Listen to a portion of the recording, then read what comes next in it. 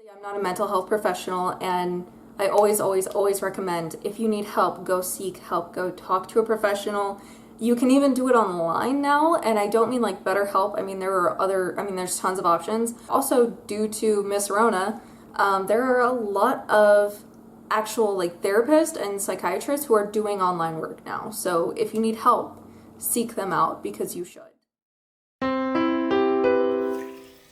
Hey guys, it is Jamie. Welcome back to So Square I'm Cubed. Today I am going through depression TikToks because I wanted to do it for so long, and the compilations I find on YouTube that are like, if you're depressed, this makes you laugh, or like only depressed people find this funny. I love those so much, but I had a really hard time actually finding one that I was like, oh, this is really good, I want to share it. Because I'm like, I want to share like real stuff, funny stuff, all kinds of everything. Because like, especially right now, like depression is hitting people at record highs. You know, we've been stuck indoors, if you're in the US, for like God knows how long, since March. Like, I'm frustrated and I am like losing my actual mind. So I figured we would go through some TikToks and like maybe really talk about some things and get deep if we need to get deep. I know I look ridiculous and like I shouldn't be getting deep today, but listen, if that's where we go, that's where we go. Also, I do want to say like thank you so much. I reached 500 subscribers I think last night or the night before when I'm recording this. So like thank you so much. I didn't know so many people were interested in Randonautica like that. Like I just wanted to go have fun with it, so I did, and I'm really glad that I did. I still can't believe that I ran into my friends. That's weird. If you haven't seen that video, you should go watch it. I'm gonna try to link it in the corner if YouTube still lets me do that. If not, I'll link it down below. And guys, like I absolutely adore you. I love you. You're wonderful. If you have been a lurker and have not subscribed yet, I don't know what you're waiting for. Please hit that subscribe button down below. I would love to have you. I'd love to make content for you and content that you want to see, and I can't do that if I don't know that you exist. So you gotta like tell me what you want by subscribing, by leaving a like, and most importantly by leaving a comment down below. What kind of content do you want to see? Do you enjoy TikTok content, Randonautica content, cleaning content? I do everything, you guys. I'm a jack of all trades and a master of all of them because I'm that good. I'm so sorry. I'm just really feeling myself today. Like I did my hair, I'm wearing this shirt that I haven't worn in like years. I'm feeling myself. So please don't forget, subscribe, leave a like, leave a comment, and let's jump into some TikToks. Also, yes, I'm using TikTok on my desktop browser because I don't have the app. I don't know why I don't have the app. It just never occurred to me to get it. So maybe I will. I don't know. Maybe I might start doing TikToks. Who knows? Not me. Let's jump in. So I got dressed and then I packed up everything and put it in my suitcase. I got my shoes on. Then we checked out of the villa. Okay, so I actually do want to talk about this one, and I know, like, it's really dumb why I want to talk about it. So this is a duet. I can't read who the original person was, but it says aesthetic xx.routines. And then this is from Courtney Noel. I will try also to link everybody down below and these TikToks specifically so you can go and watch them too if you want. But I also do want to mention something. Like, this TikTok actually brings up a really good point. Courtney says, I'm 22 years old. Why do I wish that I was her? And honestly, yeah, same. I'm in my 20s. I desperately wish that like I had this life growing up. I wish that that could have been me. And I feel like comparing ourselves, not only in our pain, but in our pride with other people, it just leads to this downward spiral of, I don't know what I'm doing with my life, that I'm here at this age and they're here at a much younger or much older age or whatever. It leads to a downward spiral of, am I doing the right thing with my life? Am I doing what I want to? You know, where am I going to go? If you're having a bad day, or if you got stuck in this rut of you're not taking care of yourself and not enriching your own life anymore, be introspective. Look at yourself and say, is there something I could be doing that can bring me just a little bit of happiness, a little bit of joy? Is there something that I could do that may not give me a house in Beverly Hills, but might make me happy enough that I can improve my life as it is? So yeah, this is a weird first one to start off on, but honestly, yeah, it makes a really, really good point. And no matter where you are, no matter how old you are or what stage of your life that you're in, you can always improve. And that's the beauty of existence and life. You can always improve.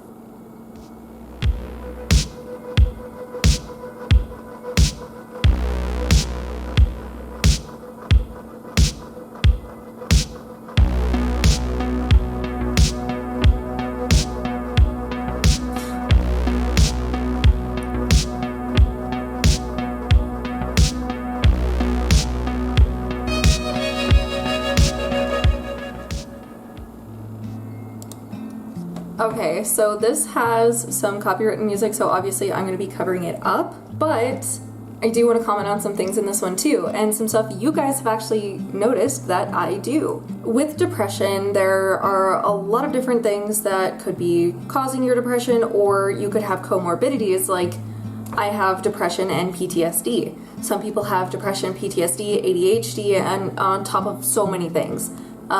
So this particular one, the messy room. Now, I'm not a licensed health professional at all whatsoever, but I do know a little bit about like what might cause bedrooms to look like that, what might cause notifications to go missed.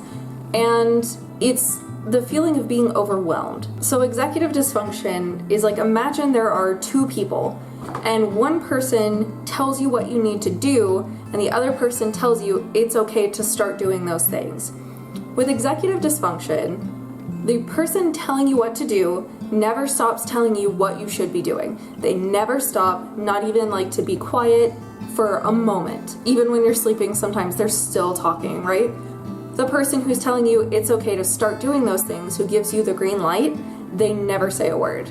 They never tell you, okay, yeah, it's time to do those things. Let's get up and do it now. And that's the most layman's way I can explain executive dysfunction. And that's what I would say is probably happening with why depression rooms is a thing. I've experienced it, I've been in it, I've lived in it. It is so hard when you are completely stopped to start moving. And I would even say that that's probably what's going on with unanswered notifications as well, and it's probably also the feeling of being overwhelmed. I get overwhelmed so much so, y'all, my LinkedIn profile has like over 200 missed notifications. And at this point, I'm too scared to open them. Neurotypical people don't really do that. I don't know how they don't do it, but they don't do that. So I do like this one because the let's confuse the mentally stable, neurotypical people probably wouldn't understand this. They'd probably be like, well, why don't you just clean your room? Why don't you just answer those emails? Why aren't you answering those texts? And they don't really understand the amount of energy that it takes to do those things because they have a never-ending supply, whereas people like you, if you have a type of mental illness, depression, PTSD, what you may have, and me, we don't have never-ending supply of energy, ever, which it can be incredibly frustrating. And as much as I frustrated my mom when I lived at her house and my room looked like that all the time, it was 10 times worse for me looking around it and seeing, this is my life, this is how I live, why can't I change? And then once I got the answers, it made sense. It's like, oh, I do want to change, but it's my own brain stopping me. Weight loss, definitely. Some people, when they're in their throes of depression, can experience disordered eating habits. It doesn't necessarily mean you have an eating disorder, but it means that your habits aren't maybe what could be considered neurotypical. I am the exact opposite of this. A short while after my brother passed away, I gained 40 pounds, and I'm working on that, and I'm very proud of myself. I'm doing good so far. So that you can be on both sides of the spectrum, actually. So I think that's very poignant to say. Okay, so I'm gonna pause this one just so I can like read it out real quick to you, which also I'm not wearing my glasses, so this is gonna be fun.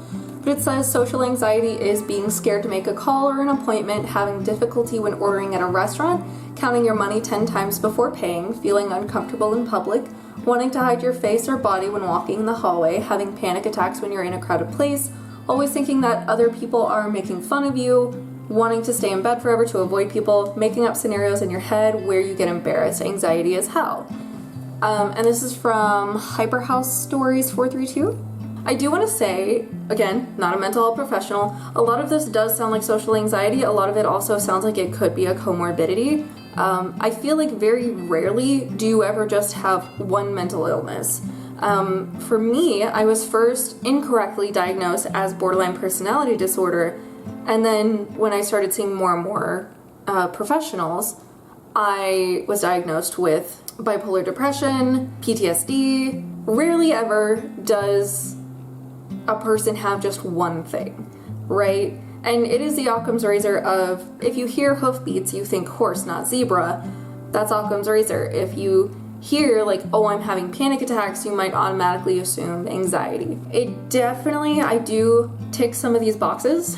I know a lot of people who do tick some of these boxes, but I also tick some of these mainly from a post-traumatic stress disorder standpoint and not necessarily a social anxiety standpoint. But again, those things go very hand in hand. So comorbidity exists, y'all. It's real. And if any of these tick boxes for you, I recommend reach out to a mental health professional. It tracks. It tracks for me. I guess that's what I'm saying.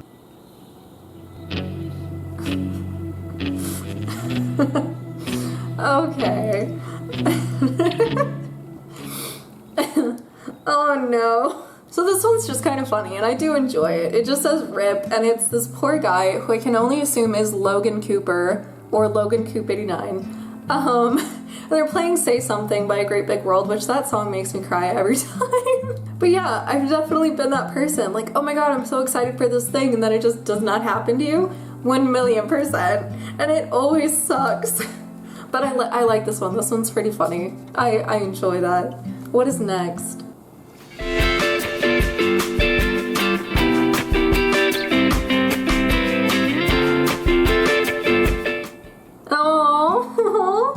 Okay, I really love this one. Okay, we're gonna pretend like this one didn't almost make me cry. I really like this. This is by Cryptic Eye, and he says, to y'all out there depressed, sad, lonely, happy vibes, I love you, weebs, anime.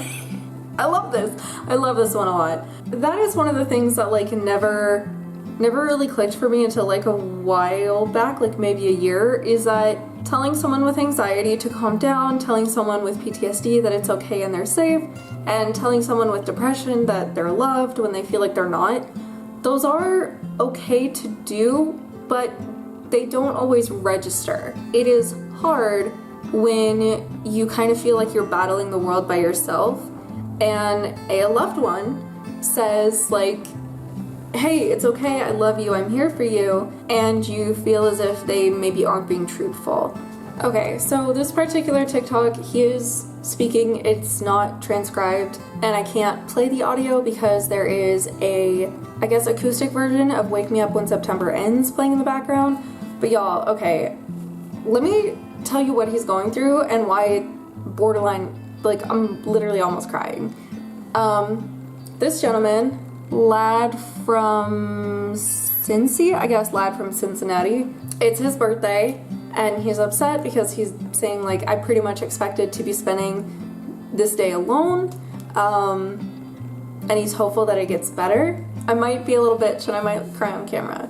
This one in particular really pulls at my heartstrings because my brother Mark passed away a week before my birthday, my 23rd birthday, which I was incredibly excited for. I thought I was in this really great relationship. Turns out it was really not good. My brother Mark was the sweetest soul you could ever meet, and every year on my birthday he made it a point to take me out to dinner or just spend the day with me because that's the kind of person he was. He was incredibly kind. This particular TikTok, it really pulls at my heartstrings because I've been that person of, I don't have anyone to spend the day with me, so I'm gonna spend it alone, drunk at a bar.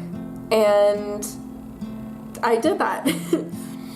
I did that for a year, but it did get better. And that's kind of the thing. It's like, it does hurt. It hurts when you feel like there's nobody there for you. It's the worst thing in the world. It hurts less and it gets better. And I know that's such a like cliche thing, and a lot of people have said like, does it really get better? Because it doesn't seem like it does. But like, y'all, literally 3 years ago, I could not go a week without something reminding me of my brother and like literally sobbing. And now I can talk about him and I am crying. I am crying. But I would have been gone in tears, completely gone, unable to form a sentence. So like, yeah, it gets better. A lot of people put a lot of importance on their birthday, and they should. Like, you should be celebrating that you've made it another year around the sun and that you're amazing and you're growing as a person. But really and truly, if you ever do feel that alone, there is someone out there for you. You know, find a Discord, find a Reddit, find a Tumblr chat group, find someone to talk to, and it might not be as good as having someone in person, but there is someone to talk to you. There's always going to be someone to talk to you. And if you personally, you watching this at home, hi, I see you. If you're not having a good day, if you just need someone to chat with, like, you are more than welcome. Please join my comment section. Find me on Twitter, find me somewhere, send me a message. I'm here. I don't mind talking to you. You don't have to be alone, and I don't want you to be alone. And if you are feeling alone to the point where you feel like no one can help you, you should seek some help.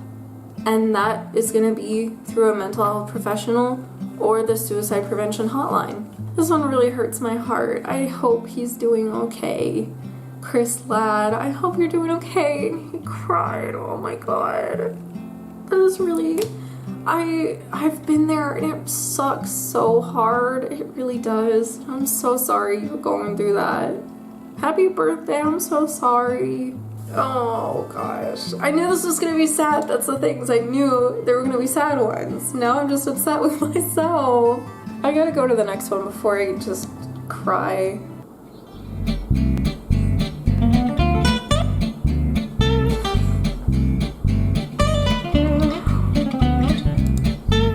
Okay, that one really got me. Oh my god. Meme Jordan 5, I love you. You're brilliant and amazing. For me, eating a Happy Meal, like, genuinely, it does make me happy. I don't care. But no, I love this one. I love Meme Jordan. Mwah, chef's kiss. This was brilliant. Thank you. That was me reacting to and discussing depression TikToks on my I just realized how absurd it is that I am watching TikToks on my desktop computer. So yeah, thank you so much for watching. If you've made it this far, thank you. I love you. You're amazing and wonderful. Just a reminder, if you haven't subscribed already, it's right down below. It takes a second of your time and it would make me incredibly happy. But other than that, you guys, I love you. Stay cool, stay cute, and I will see you next time. Mwah! Toodles!